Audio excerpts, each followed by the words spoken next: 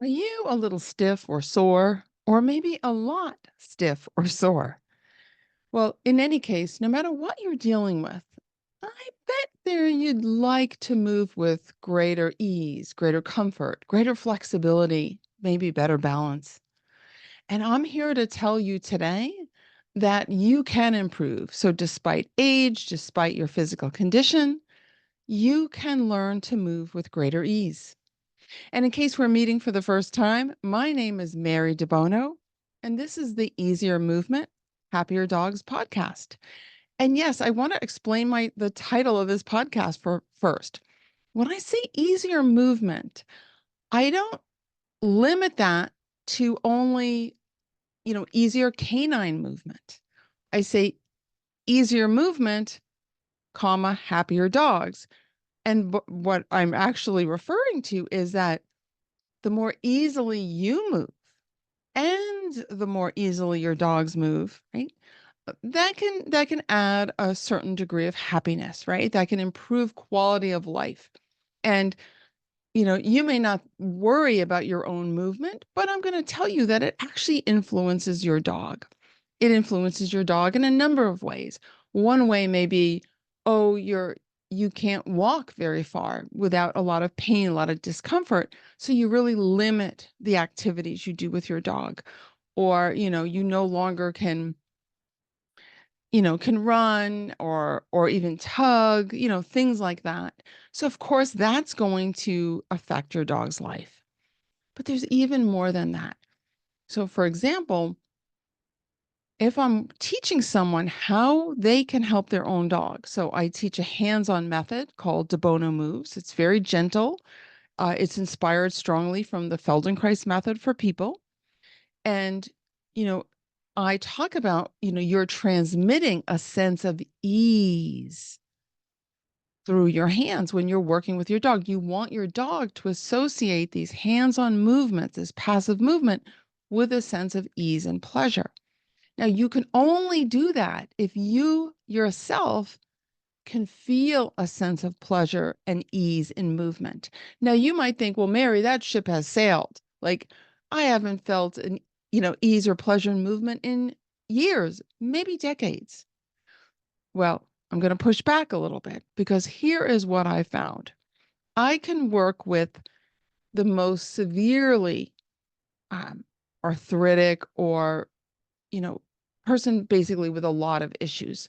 So whether it's neurological, whether it's again something like arthritis, maybe a person with a lot of injuries that have restricted their movement over time, I can help them feel a sense of ease within the range of what they can do.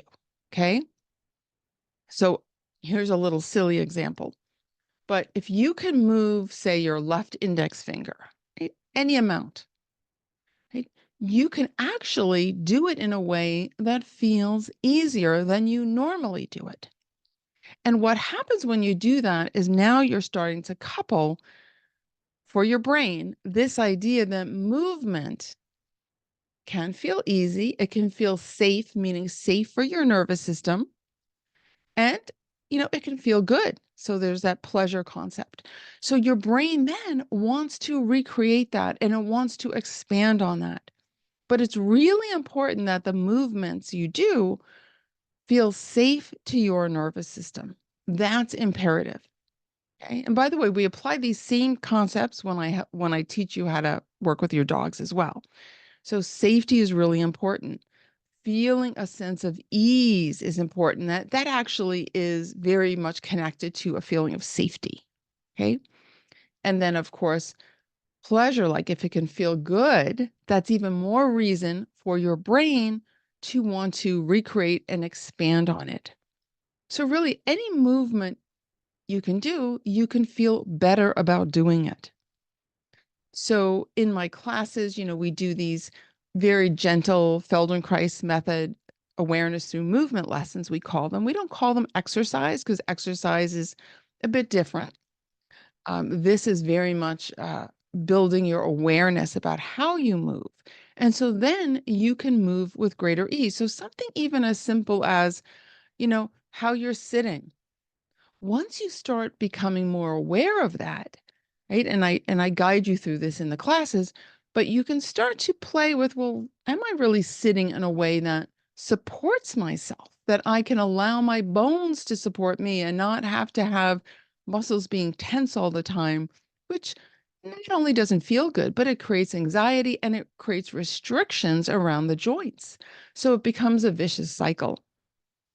So again, you can just think of, if you want to, okay, say you're sitting and you just think of like sliding your right foot forward. How do you do that? Right? Because then it serves to kind of straighten your knee a little bit, right? And then you can bring it back. And you can do that in a way that actually invites a sense of ease. Now, it doesn't feel good to straighten it all the way. Maybe that's sore. Maybe that's stiff. You don't go there. You don't push up against your limits. No, instead, you stay within the range of what's really easy and comfortable for you, what feels safe for your nervous system. And then gradually you start to play around with, I turn my foot out a quarter of an inch and slide it. How is that different? Well, now you're really waking up your brain. You're starting to invite these new possibilities of how you can do things differently. This again can invite a sense of ease into your movement, which then the brain expands on. Okay. Matter of fact, I have a short video and I'll make sure you can get it. Like I'll link to it in the description. So wherever you're listening or watching this, you can find that. And it's a short video that helps you have, for example, more flexible knees. You do it in standing, you do it up against a wall. It's very gentle. And again, you decide what what feels easy to you. You decide how far to do the movement, right? This gives you autonomy. This gives you agency over how you feel and how you move. Again, the brain loves this.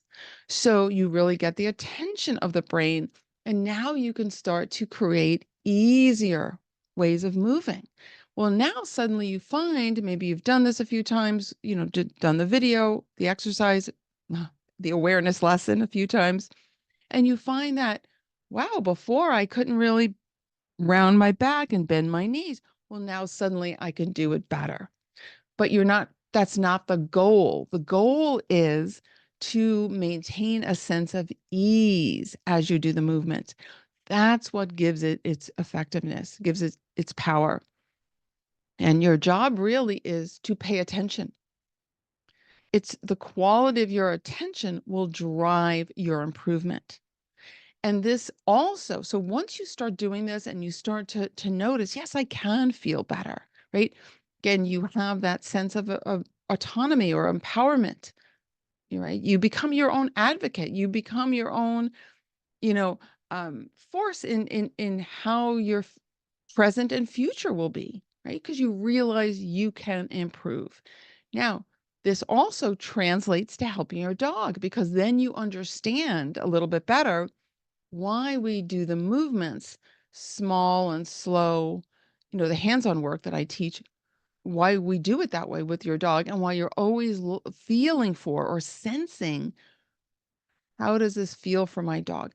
Does it feel easy? You want to always make it an invitation to move into greater ease rather than to push up against a limit.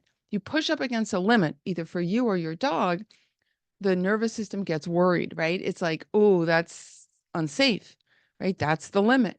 But if you, again, just go within this sense of ease and you gradually invite new possibilities, new variations, it's so much easier. It really is. It really becomes easier. So your movement gets freer.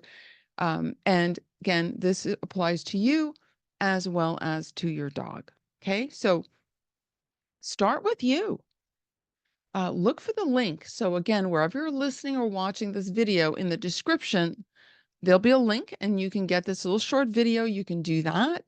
And yeah, feel free to reach out to me. Do you have a specific issue you're dealing with that you'd like help with? Whether it's for you or for your dog, because after all, You and your dog deserve to feel great at any age. So thank you so much for joining me on the podcast. So appreciate you, and I look forward to talking to you again soon. Bye for now.